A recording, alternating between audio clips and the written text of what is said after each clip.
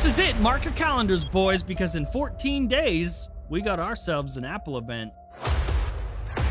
I am so sure that if you don't get an event on March 23rd, I will shave off my eyebrows. I will do it right here for you on this show. Das ist Jon Prosser. Dieser Mann ist aktuell der bekannteste Apple-Leaker, egal ob iPhone, iPad, Mac oder Apple-Event. Jon Prosser scheint als erster zu wissen, was Apples geheime Pläne sind. Alles mit Rang und Namen zitiert Prosser und nimmt das, was er sagt, als gegeben hin, ohne wirklich zu hinterfragen, wer Prossers Quellen eigentlich sind. Wir von Technikliebe haben uns gefragt, was, wenn jemand Prosser Fake News zuspielen würde? Würde Prosser die Infos einfach veröffentlichen und behaupten, er habe zuverlässige Quellen? Wie schwer ist es wirklich, einen der erfolgreichsten und bekanntesten Apple-Leaker hinters Licht zu führen? Ja gut, was soll man sagen? Wir haben es hinbekommen. War eigentlich auch gar nicht so schwierig.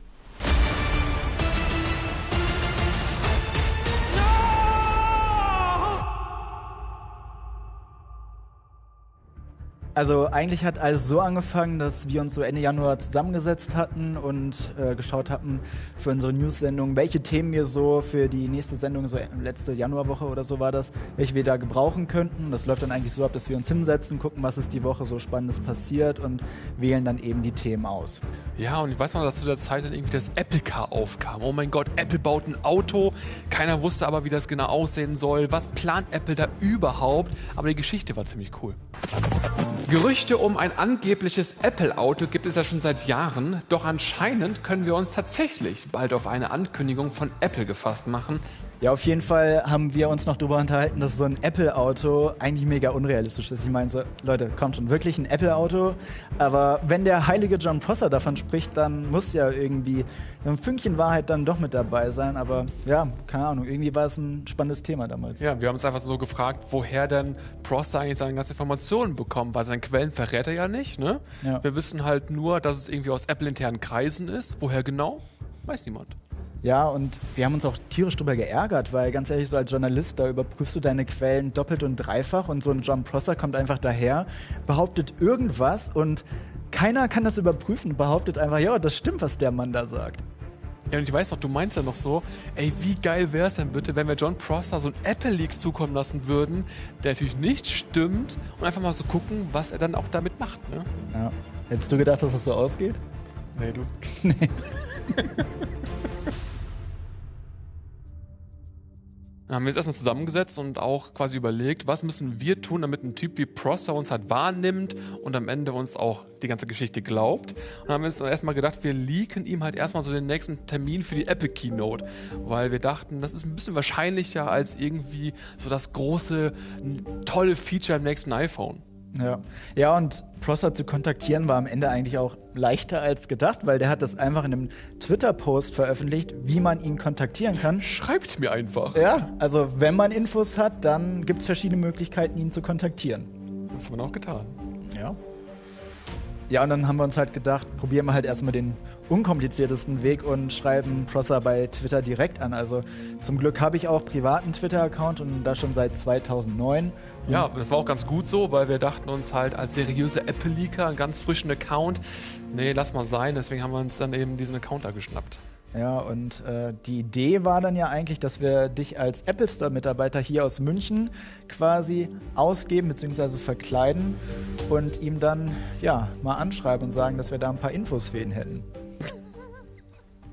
So, wir befinden uns jetzt hier im Studio und wir wollen heute die Fake-Fotos für Dennis Apple-Mitarbeiterprofil machen. Und ihr seht ja schon, Dennis im schönen Technikliebe-Shirt, das muss ich hinterher mit Photoshop wegmachen, aber das ist ja nicht so das Problem. Ich finde, du siehst schon richtig aus wie so ein Apple Store-Mitarbeiter. Danke. Ich will dir was abfangen. Wie kann ich Ihnen helfen? Ja, stell dich da mal so hin. Ich finde, du machst das schon echt gut. Profi. Ich finde, du siehst einfach noch zu sehr nach Dennis aus irgendwie. Ja, okay. Gib mal gerade deine Brille rüber. Wie Superman. Die perfekte Tarnung. Ernsthaft, gib mal Brille her.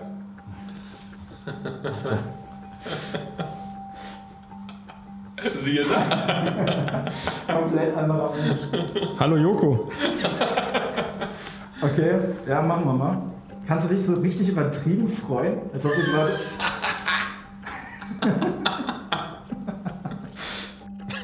Ja, ich würde sagen, die Brille steht mir.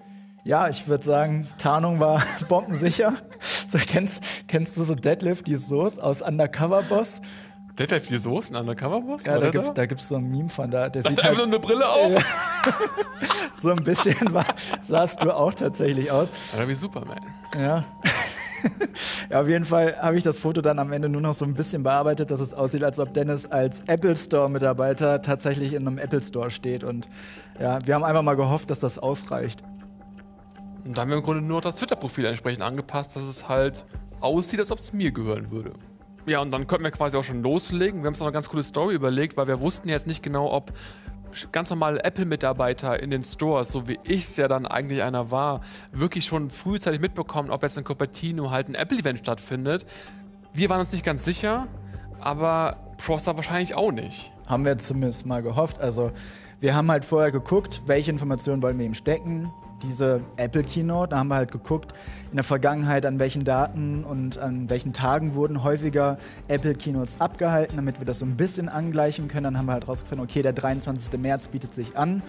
Und dann haben wir uns überlegt, okay, wie können wir es halt glaubhaft verklickern, dass Dennis als Apple Store-Mitarbeiter diese Informationen überhaupt bekommen hat. Und da dachten wir uns, okay, zurzeit ist es halt mega schwierig, in den Apple Store überhaupt reinzukommen. Also du musst dich erstmal anmelden, dann fährst du hin, dann wird dir die Körpertemperatur abgemessen, erst dann darf man rein, dann bekommst du das bestellte Produkt und dann darfst du wieder raus. Also so 6, 7 Schritte, organisatorisch die komplette Hölle. Und da dachten wir, okay, wenn wir Prosser sagen, dass das mit den neuen Produkten, die dann ja am 23. März vorgestellt werden sollen, dass das organisatorisch so aufwendig ist, dass eben die Apple Store-Mitarbeiter halt frühzeitig informiert werden müssen, weil das sonst halt einfach alles nicht geht. Ja, und diese Informationen haben wir ihm dann halt freundlicherweise zukommen lassen.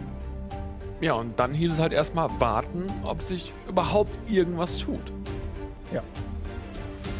Spoiler, ist tatsächlich nichts. Vielleicht waren wir auch ein bisschen naiv und dachten, Mensch, das klappt doch bestimmt direkt beim ersten Mal. Hat es in diesem Fall nicht. Und deswegen haben wir uns gesagt, laden Signal runter, passen das Profilbild an und schreiben ihm da nochmal eine Nachricht. Und jetzt ratet mal, was dann passiert ist. Ja, und irgendwann kam dann die Benachrichtigung auf Twitter, Jon Prosser hat einen neuen Post abgesetzt und wir konnten dann tatsächlich selbst nicht so wirklich glauben. Der hat tatsächlich unsere Info geleakt. Also auf Twitter einfach nur eine 23 und dann dachten wir auch erst noch so, okay, kommt das jetzt wirklich von uns oder hat irgendwem anders, also gab es einen Zufall, dass das tatsächlich da stattfindet, aber es war tatsächlich von uns und dann war es eigentlich auch nur eine Frage der Zeit, bis er das in seinem Video irgendwie bekannt gibt und ja, das hat tatsächlich nur einen Tag gedauert. Mark your calendars, Tuesday, March 23rd. I'm 100% sure about that date. I am so sure that if you don't get an event on March 23rd, I will shave off my eyebrows. I'll do it. I will do it right here for you on this show. I had asked a very reliable source to look into this for me, and late into the night, like a couple of nights ago, they got back to me with a date. March 23rd. Und alle haben darüber berichtet. Wirklich alle.